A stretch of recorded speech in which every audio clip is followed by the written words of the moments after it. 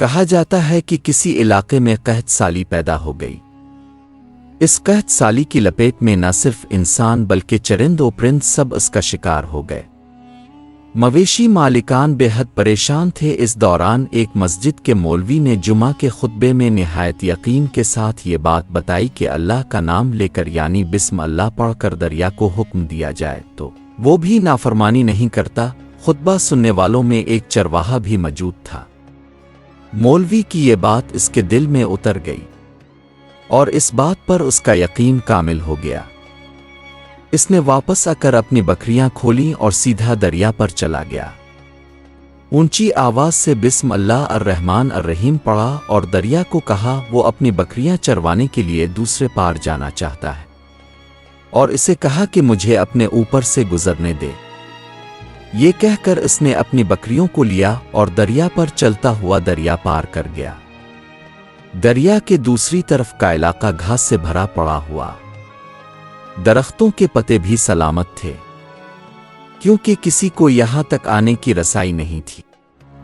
اس نے خوب اچھی طرح اپنی بکریوں کو سیر کروایا اور واپس لوٹ آیا۔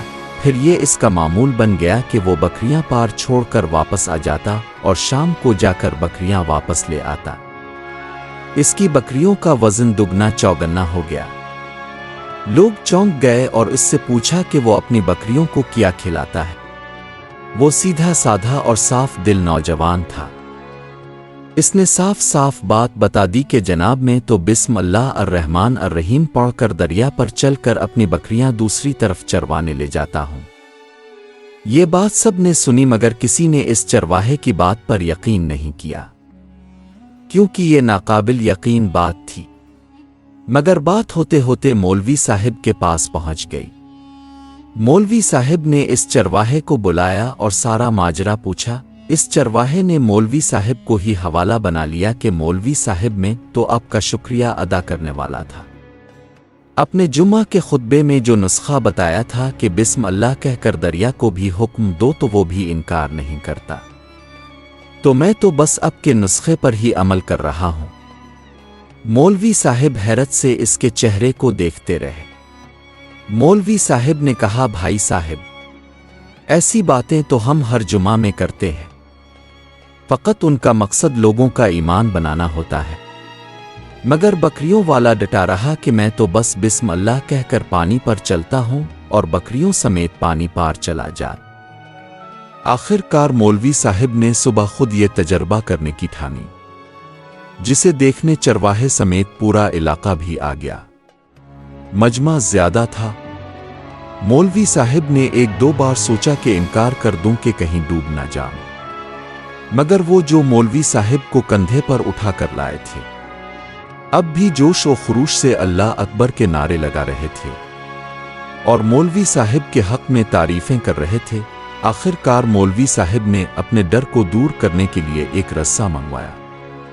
پہلے اسے ایک درخت کے ساتھ باندھا، پھر اپنی کمر کے ساتھ باندھا، پھر ڈرتے ڈرتے ڈھیلا ڈھالا بسم اللہ پڑھا اور دریا پر چلنا شروع ہو گئے۔ مگر پہلا پاؤں ہی رکھا تھا کہ پانی میں گر گئے۔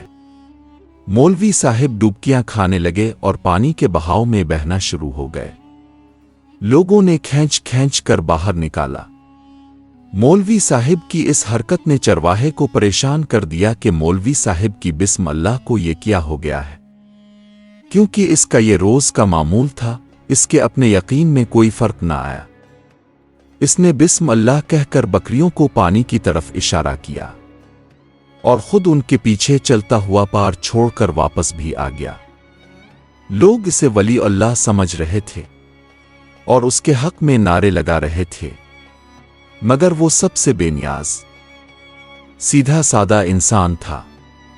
وہ مولوی صاحب کے پاس پہنچا اور کہا، مولوی صاحب میں آپ کی بسم اللہ کی تعریف سے کافی پریشان تھا، مگر پانی پر چلتے ہوئے مجھے آپ کی بسم اللہ کی بیماری کا پتہ چل گیا۔